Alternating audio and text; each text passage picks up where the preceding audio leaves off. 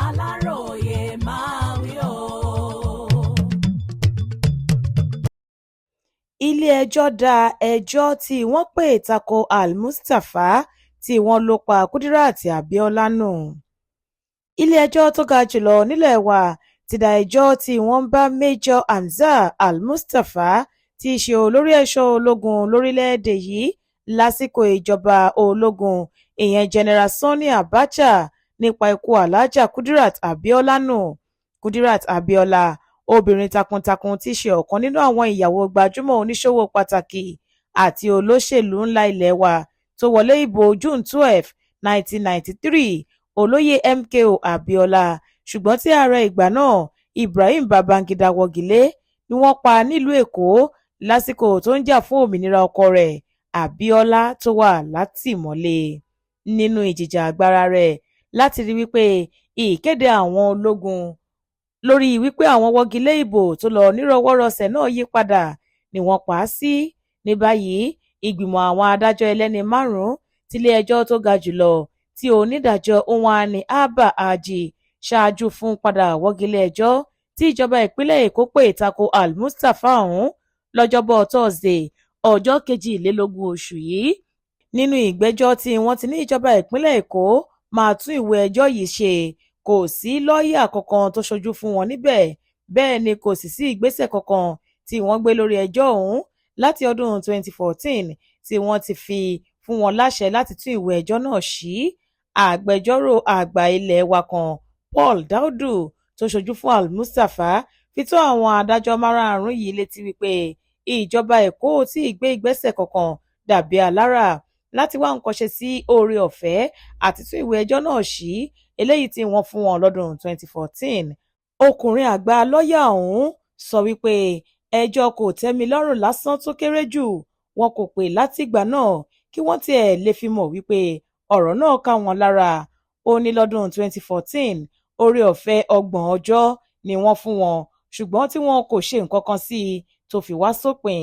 Ó wá fi kún ọ̀rọ̀ rẹ̀ wípé ọ̀pọ̀lọpọ̀ ọdún lẹ́yìn àṣẹ kóòtù yìí ni wọn kò gbé ìgbésẹ̀ kankan o, nítorí bẹ́ẹ̀ ló ṣe rọ ilé-ẹjọ́ wípé níwọ̀n ìgbà táwọn olùpẹ̀jọ́ kò ti yà sọ́rọ̀ ẹjọ́ náà kí wọ́n kúkú fagilé pátápátá.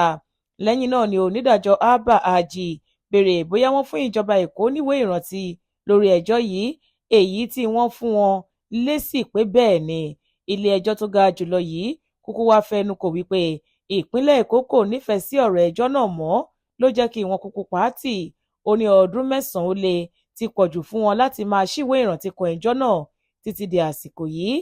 Bẹ́ẹ̀ nílé ẹjọ́ yìí bínú sí ìwà ìlákàsí wọn, èyí tó mú kí wọ́n má ní aṣojú kọ̀ọ̀kan ní kóòtù tí wọn kò sì tún ránṣẹ́ pàápàá lẹ́yìn tí wọ́n tó fún wọn níwèé tuntun lórí ìgbẹ́jọ́ yìí láti ọdún 2020. Nítorí èyí ni wọ́n ṣe wọ́gilé ẹjọ́ yìí tí wọ́n sì dá ìgbésẹ̀ àti akitiyan ìpínlẹ̀ Èkó fúnra rẹ̀ lórí ẹjọ́ yìí nù. Ká rántí pé lẹ́yìn tí wọ́n kó Al-Mustapha, Muhammed Abacha àti Lateef Shofolahun lọ síwájú ilé-ẹjọ́ gíga ìpínlẹ̀ Èkó fún ẹ̀sùn ìpànìyàn lórí bí wọ́n ṣe gbẹ̀mí Alhaja Kudirat Abiola lọ́jọ́ 4 oṣù kẹfà ọdún 1996 nípínlẹ̀ Èkó.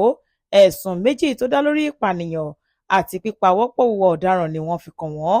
Nítorí rẹ̀ ni onídàájọ́ Mojí Dàda ṣe dájọ́ ní 30 ọjọ́ oṣù kínní ọdún 2012 pé àwọn afurasí jẹ̀bi kí wọ́n lọ yẹgi fún wọn títí tí ẹ̀mí yóò fi bọ́ lára wọn. Àmọ́ tí Al-Mustapha gba ilé-ẹjọ́ kò tẹ́mi lọ́rùn lọ lọ́jọ́ 27 oṣù kẹrin ọdún 2012 kan náà pé kí wọ́n yí ìdájọ́ ilé-ẹjọ́ gíga tó dájọ́ ikú fáwọn mẹ́tẹ̀ẹ̀ta padà. Nígbà tó máa di ọjọ́ 12 oṣù keje ọdún 2013, ilé-ẹjọ́ kò tẹ́mi lọ́rùn wọ́gilé ìdájọ́ ilé-ẹjọ́ gíga ìpínlẹ̀ Èkó.